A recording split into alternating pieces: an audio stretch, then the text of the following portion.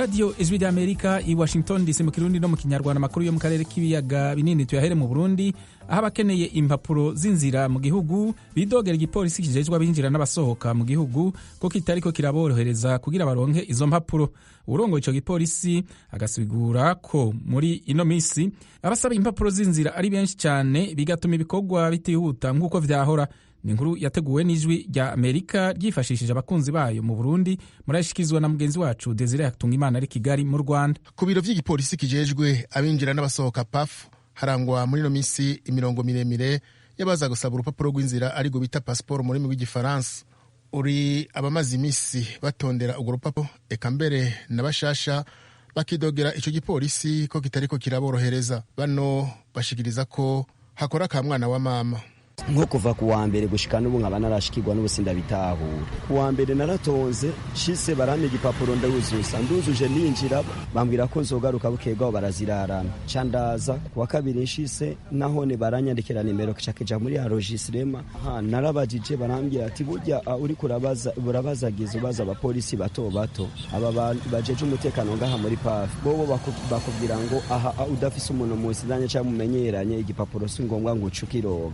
Mugabo ugaca usanga abatonze umurongo nta numwe ari karakiyigwa, hari impapuro ziguma zisohoka zinyangateranya n'aba bakora ngaha bajeje umutekano ngaha, niho baguma barungika izo mpapuro mu gato tukabura nitumenye impamvu turiko turabura. Naho biruko hari abashima ko bakiriwe kandi bakabona impapuro vyabo biriko bitera intambwe. Bano bakenyezi ni bamwe muri abo.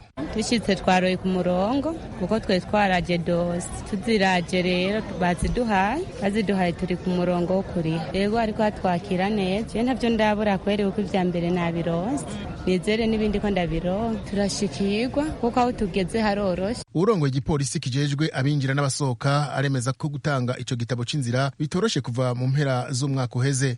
Komiseri w'ico gipolisi Jimmy Hatungimana atangiye igituma. Abantu ni benshi, ivyo nitwo bideha kubivuga. Twebwe aho duhagaze ibitabo vy'inzira turabitanga ukuri kwamye kubera biriho, kuko nta muntu n'umwe araza gutwitura ngo abibure. Mugabo rero ubwo bwinshi bw'abantu rero hatuma habamwo n'ingorane nyinshi, kuko muri ubwo bwinshi harimo abantu bashaka kuduca mu byahumye. Nico gituma rero tuje dufata umwanya uhagije kugira ngo twige neza ido nido idosiye ku yindi, kugira ngo dutange igitabo c'inzira ku muntu twajije kumenya neza ivyiwe twamusuzumye sawa sawa. Rero abantu ntibidoge, ibitabo biriho kandi turabitanga kandi neje tuzobitanga. Ivyo biruko mu gihe amakuru ava mu begereye ico gipolisi avuga ko aboroherezwa mu kuronswa izo mpapuro z'inzira araba bafise ibikorwa vyihuta mu makungu.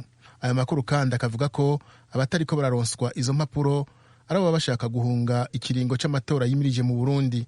Bibaza ko gishobora kuba nk'ico mu mwaka wa 2015 aho hari abagiye mw'ibarabara biyamiriza ukwitoza k'umukuru w'igihugu mu kiringo ca gatatu. Ku bijanye n'uko haba nkunzi mu gutanga impapuro z'inzira akanatangishwa ibiturire, umukuru w'igipolisi kijejwe ibirere n'imbibe arabihakana ko hari kigiye gukorwa kugira hamenyekana bo babikika mu kiza. Uwatanga igiturire yoba ari umuntu yinyegeza, atwinyegejemo naho tuzomurondera kandi tumuronse tumufashe, n'uwo yagihaye n'uri ko arakirya n'uwagitanze bose tuzobahanira rimwe. Kandi ivyo nagomba nce mbona akanya kubwira abarundi ko igihe cyose babonye umuntu ari aragira ingendo nk'izo ko bomushira habona. Twe tugomba dushireho umugwi ujeje kutohoza kandi uwo mugwi uzoba utaboneka. Rero igihe uwo muntu azofatwa ariko aratanga ivyo bintu amenye yuko tuzomushengeza bimwe vy'akarorero.